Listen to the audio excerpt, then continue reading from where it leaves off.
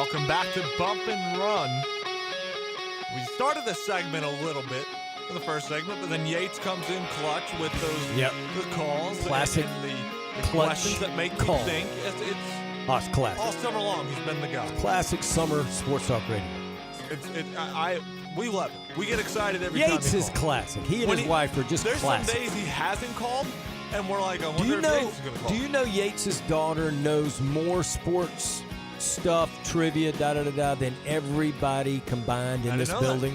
That's what I've heard. Yeah. I've never been confronted by Yates or his wife or his daughter in front of her, and I hope I never do because I'll be shamed. Yeah. No, they say she's, and I'm looking into maybe making them having them make an appearance in studio, but it takes a lot of caffeine to do my show. You know what I'm saying? Because it's people out of their wheelhouse, not for circadian rhythm, right. what have you. You know. Absolutely. So anyway, it's not for the faint of heart. All right, so here's what we got going in this segment. As I mentioned a little bit about, during the summertime, you got just Major League Baseball, and then you get those fans that complain like, oh, there's got to be something else. But there are things that go on during the summer. It's got to look. It's just funny how they're just not good enough. You got the NBA Summer League. You start watching the Summer League. You talk about the Summer League, you get, that's not important. I get it. It's not the NBA regular season playoff. I get it. Right. But it's a little break from baseball. Yep. And then, of course, they had the big three. These are topics that we don't typically Old discuss. dogs trying to find yesteryear and and win some notoriety and keep their name and face out in front of the public. I got it. Yep. I get it if people don't like that. Yep. It's not, it is. I have to record it. I can't it's watch not it live. exactly LeBron and KD going at it, right? Or Steph or whatever, that. right? But something that has grown over the last several years, it started back in 2014, is the basketball tournament. Yes. It's on ESPN, and it used to be a $1 million prize for the winning team. It has now jumped up to $2 million. Yep. Over the last several years, and basically what this tournament is guys that are playing in the G League, perhaps NBA free agents that are just trying to find a job, guys that play overseas professionally, Europe and the big time leagues over there. There's some college coaches, assistant coaches that are playing in the league, and it's basically alumni. That are, Ohio State has a team, Syracuse has a team, Marquette has a team, the Missouri has a team. Okay. So it's a fun little tournament where you get to see some guys that you're familiar with, like Ohio State. They have Aaron Kraft. Aaron Kraft was a great college player. Gosh, defensively, Aaron Kraft guarding the ball is as good as it gets. Exactly, and he put on good a show as it defensively. Incredible defender. They got Kareem, but his individual defense is just it's impressive.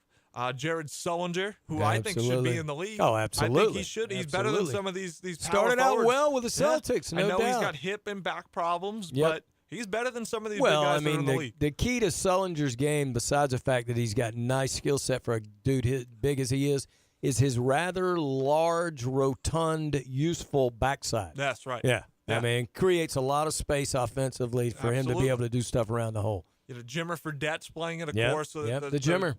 Star at BYU, never really got a shot in the NBA, which I'm very upset about. I'm very upset about my Knicks. Didn't give him a real chance. He's playing in China. He had a game this year where he scored 73 points. Absolutely. I don't care where you're playing. When still you score 73 points, yep. that's still getting it done. There are former pros there. Stephon Marbury never did it. He's and he's a legend. Or they did have a statue. Who knows? Oh, yeah. He's like the greatest player ever to play in. I'm a big Steph fan. Right. I kid, but I love Stephon Marbury. Most people hate him.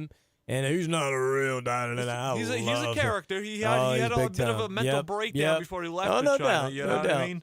But one thing player. Steph did. One thing Steph did is he gave back to the kids. He came out with a $15 sneaker. Oh, I used to and wear Shaq those things. did something.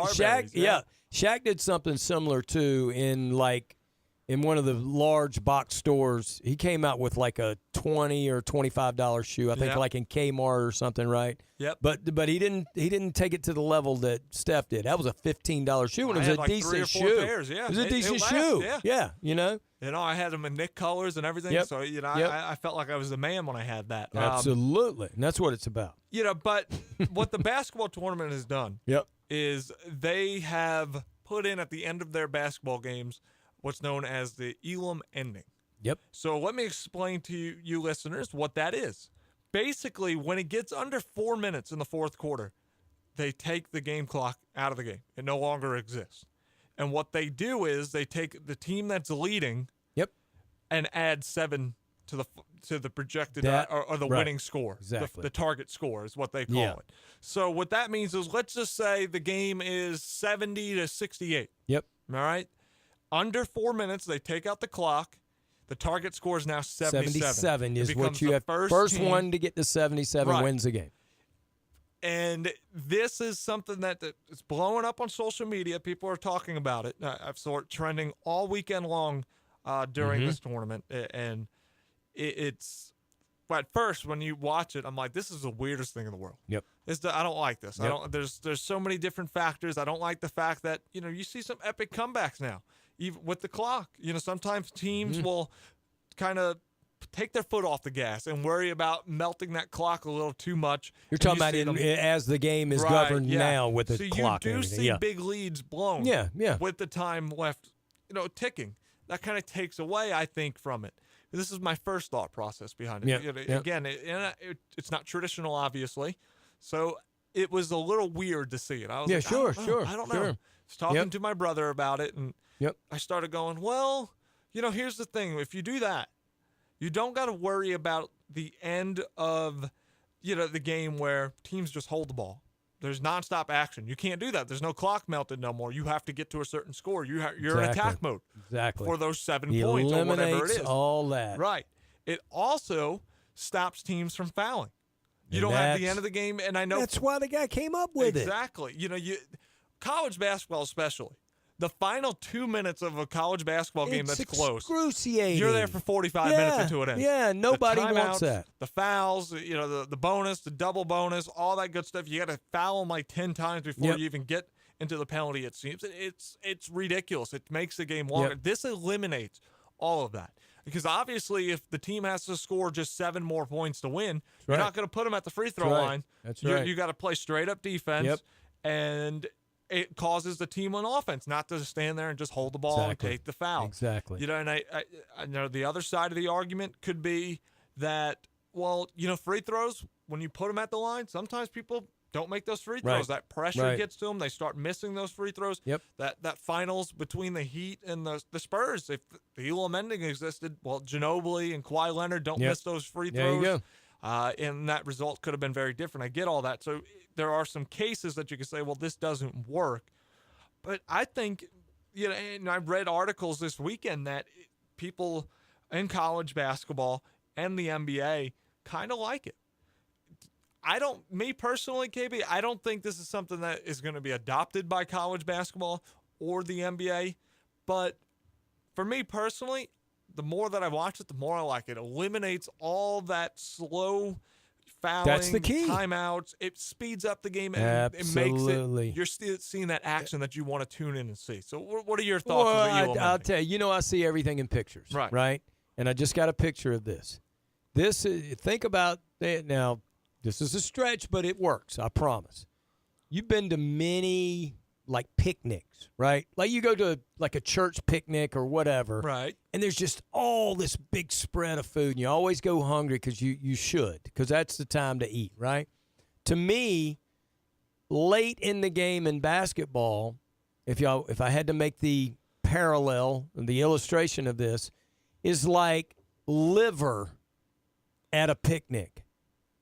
That's the bad. Eliminate the liver. I don't want that along with the fried chicken and the the potato salad and all these scrumptious things that you eat at a picnic. Some people like liver, so this might not work for them. But to me, I don't want any liver near I don't eat any pork, so I don't bring me any pork near all my good, beautiful food that I'm getting ready to jump into.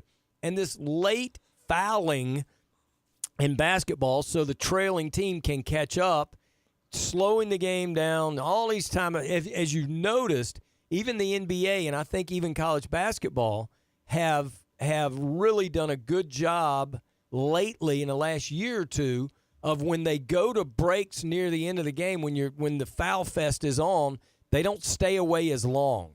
And I think the NFL has done that too. Mm-hmm. They've learned that You can't stay away that long, that late in the game. People need to stay engaged. That's the kind of society we are. That's what we want. And I think this fouling thing is the same thing. That's why I believe it's going to take a little time, but eventually I believe all basketball goes to this. Really? I do believe it's going to be so adopted. You think the clock's I be do. I think it's going to take a little while, but they're experimenting with it right now in this basketball tournament. Yep. And I think overall it's been a success, and maybe even an overwhelming success. And I think by the time it's all said and done, I think the next straw to fall in place, if you will, is the G League. I think it takes it on next year or the following, and then I think you see maybe even the NBA. That's a great place for it to start. And maybe even Summer League. And I don't know if they're doing it yet in Summer League, but if not, I think they will within the next season or two. It eliminates overtime as well. If you think about it, you don't have to sit there in 3-hour basketball game. Which I know overtime can be exciting at times. I get it. And listen, it doesn't have to be 7 points. Maybe you could extend it to 11 so you get a little bit more basketball. Right. You know what I'm saying? So you don't want it too much, but I just think it does eliminate all that. And one other thing about it, I think if people can get over the newness of it, if they'll stay with it long enough, it will help them harken back to their pickup playing days. Mm-hmm. Because when you play pickup basketball, 99.9% of the time, you don't have a clock. You're playing to a specific score. And it eliminates a lot of the delay late in the game, because you're just trying to get to that certain score. So I just think that it's a somewhat of a black eye on basketball that it takes so long latter part of the game, and this Elam rule takes care of that. Let me ask you. So, yeah, I do think it'll get adopted. Do you think that if you have the Elam ending, do you think at the end of the game, especially when they're tight, don't you think that helps the players with their execute? They have to execute. You don't absolutely. have that you clock keep to the fall purity back on. of the game. You have to. Your fundamentals, all that has to kick in. Yes, and that's a good thing. You work on when those players have to continue to play at a high level. That's a good thing. Exactly. We get to see what we want to see, what we came to see.